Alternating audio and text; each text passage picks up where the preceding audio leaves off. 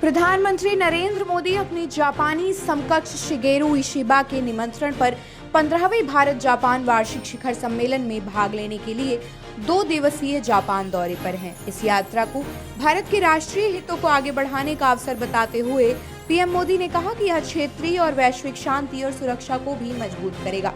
Tokyo पहुंचने पर PM Modi ने एक्स पर लिखा, मैं इस दौरे के दौरान प्रधानमंत्री इशिबा और अन्य नेताओं के साथ बातचीत करने के लिए उत्सुक हूं। यह मौजूदा साझेदारियों को गहराने और सहयोग के लिए नए रास्ते तलाशने का अवसर प्रदान करेगा। 7 साल बाद अपने पहले स्वतंत्र जापान दौरे की शुरुआत करते हुए पीएम मोदी ने टोक्यो में भारतीय समुदाय के सदस्यों से भी मुलाकात की, जो लंबे समय से उनका इंतजार कर रहे थे। प्रधानमंत्री ने भारतीयों के गर्मजोशी भरे स्वागत से खुद को गहराई से भावुक बताया और उनकी सांस्कृतिक जड़ों को संजोते हुए जापानी समाज में सार्थक योगदान देने की प्रतिबद्धता की प्रशंसा की। टोक्यो में भारतीय प्रवासी पीएम मोदी के स्वागत के लिए एकत्र हुए, जबकि जापानी कलाकारों ने इस मौके पर सांस्कृतिक प्रस्तुतियां दी।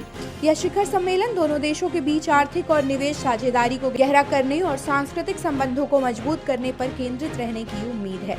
आज सुबह अपनी जापान यात्रा की घोषणा करते हुए पीएम मोदी ने कहा कि इस दौरे का मुख्य एजेंडा विशेष सामरिक और वैश्विक साझेदारी, special strategic and global partnership को बढ़ावा देना है, जिसने पिछले 11 वर्षों से निरंतर प्रगति की है। उन्होंने आर्थिक और निवेश संबंधों पर भी जोर दिया और कहा कि कृत्रिम बुद्धिमत्ता यानी आर्टिफिशियल इंटेलिजेंस और सेमीकंडक्टर्स ऐसे क्षेत्र होंगे जहां दोनों देश सहयोग को आगे बढ़ाएंगे।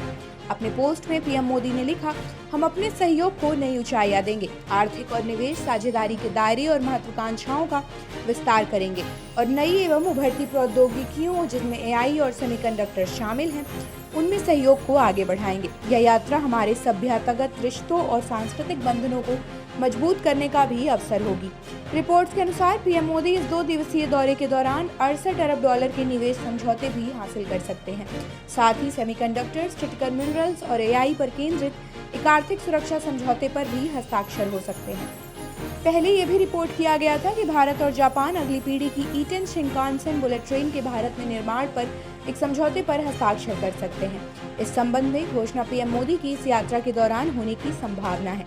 एक सूत्र ने कहा, यह परियोजना लगभग 4 दशक पहले हुए मारुति सुजुकी संयुक्त उपक्रम की सफलता की तर्ज पर है, लेकिन इसका पैमाना और सामरिक महत्व कहीं अधिक है। पीएम मोदी रिपोर्टेडली प्रधानमंत्री शिगेरू इशिबा के अलावा जापान के विभिन्न प्रांतों के गवर्नरों से भी मुलाकात करेंगे। जापान दौरे के बाद पीएम मोदी चीन रवाना होंगे, जहां वे शंघाई सहयोग संगठन SCO शिखर सम्मेलन में 31 अगस्त को तियानजिन में शामिल होंगे और राष्ट्रपति शी जिनपिंग से मुलाकात करेंगे। आप देख रहे हैं सौगंध टीवी, सौगंध वतन की।